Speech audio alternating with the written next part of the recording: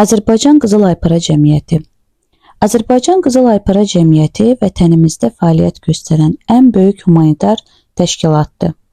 Cəmiyyət dünyanın ən nəhəng humanitar təşkilatı olan Beynəlxalq Qızıl Xaç və Qızıl Aypara hərəkatının üzvüdür.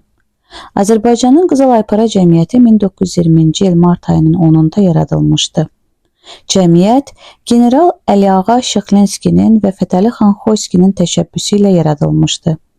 Generalın həyat yoldaşı Nigar Şıxlinskaya isə Azərbaycanın ilk tibb bacısı kimi döyüşlərdə yaralanmış əskər və zabitlərə yardım göstərmişdi.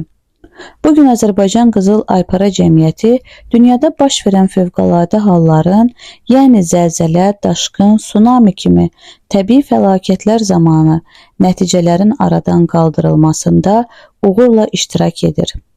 İndiyədək 11 nəfər azərbaycanlı öz xidmətlərinə görə Beynəlxalq Yardım Təşkilatının ən yüksək medalını qazanıb.